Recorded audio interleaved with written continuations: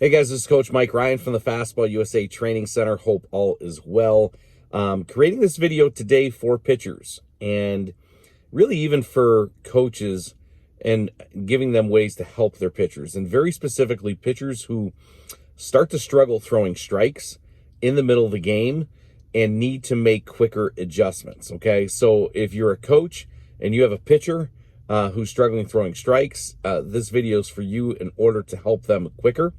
And the same thing if you're a pitcher, because first I'm going to go over the first thing is what doesn't work, and then we'll cover what does work. Okay, so when you get a pitcher throwing strike or not throwing strikes, obviously the most brilliant advice out there is for the coach to tell the pitcher just throw strikes.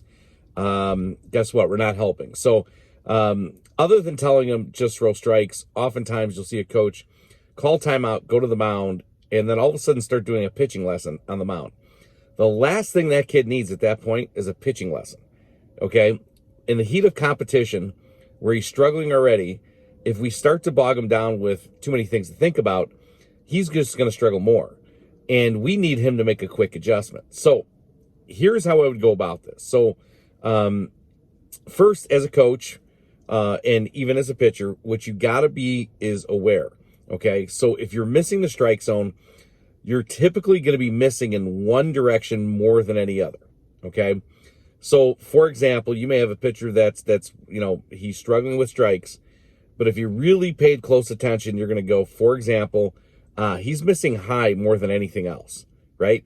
And here's my philosophy on that. If we can eliminate one of those directions, the primary direction he's missing in, if we could eliminate just that one, you're going to trick him into throwing more strikes. So this is what I would recommend. So this is what I would do, and this is what I do when I'm coaching, is I may call timeout, walk to the mound, and the first thing I want to establish is which direction are you missing, and very specifically, which direction are you missing the most. If the pitcher doesn't have that answer, there's ding, ding, ding. There's our first problem. If he's not aware of where he's missing the most.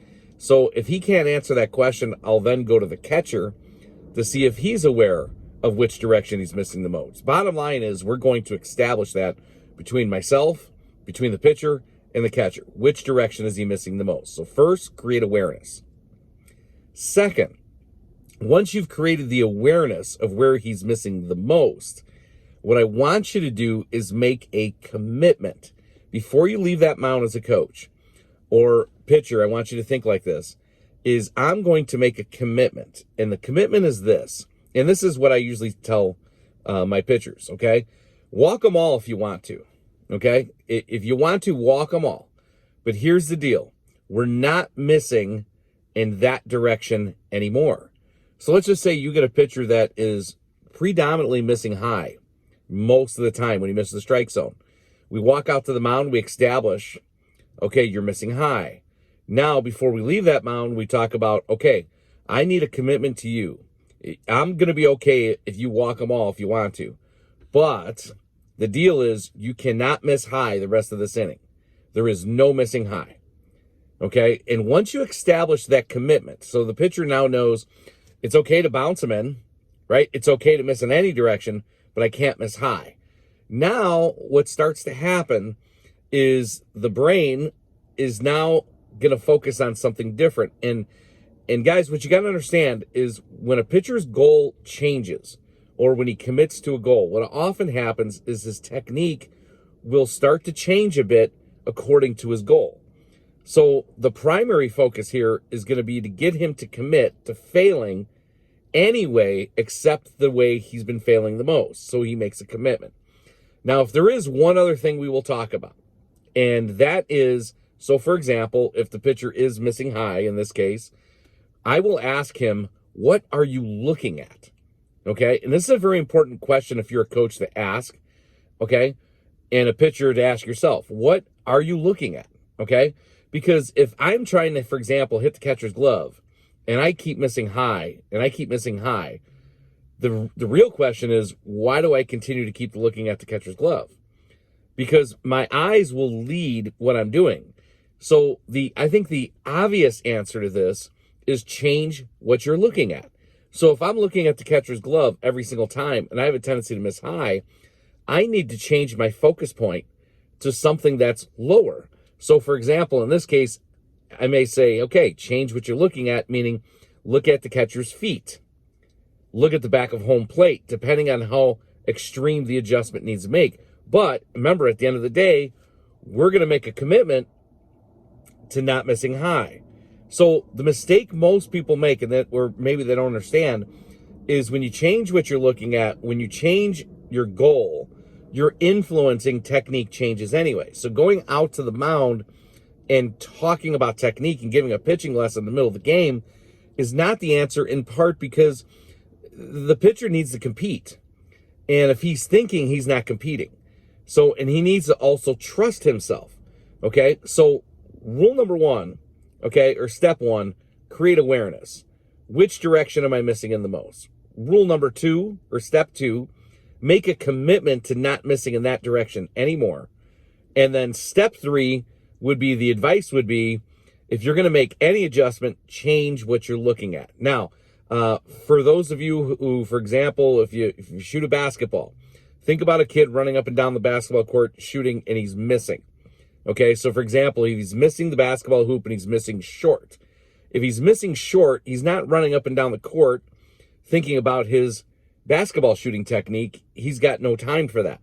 But the one thing he might change that's pretty obvious when he goes to take his next shot is to change what he's looking at, what he's aiming for on that rim. So if he's missing short, for example, he might aim for the back of the rim or even the backboard to trick him into a better result. So I want you to think of that in terms of when you're throwing a baseball. Change what you're looking at. Make a commitment to not missing in that direction, but it all starts with awareness. Now, I could tell you virtually 9 times out of 10, when we have this conversations, an example, same thing. If a kid's missing low, he's missing low glove side. Hey, we're going to make a commitment. We're not going to miss in that direction anymore, right? That's the conversation. What are you looking at? I'm looking at the glove. Okay, what would make more sense? Pick out something higher. Maybe you're going to pick out the catcher's face mask or the top of his head. Change what you're looking at, right? And I'm telling you, 9 times out of 10, I'll go back to the dugout, and that next pitch is exactly where we wanted it to be in the first place. So in a sense, what you're doing is you're tricking the pitcher into making an adjustment without all the mechanical talk that coaches will go through. Now, so in review, okay, you have to create the awareness. Where is he missing the most? Step 2, make a commitment not to miss in that direction anymore. The key to it all is very likely going to be stay aggressive, okay? Stay aggressive, but what you're going to do is change what you're looking at. If you're missing high, pick out a target that's lower. If you're missing low, pick out a target that's higher. Same thing with left and right, and make that exact commitment. Now, I will say this, okay? Probably the best thing that I said here was telling the pitcher, I'm okay if you walk them all. Now, I know that sounds like, Coach, that's crazy. You don't want him to walk them all.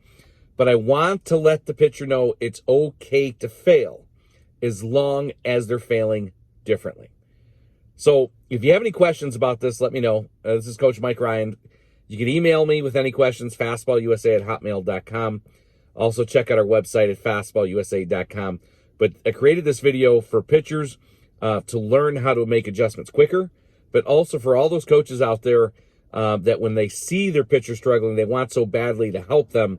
This is the best way I've found to help a player, especially in the middle of competition. And make sure, even in practice, you practice these same concepts. Have a great day.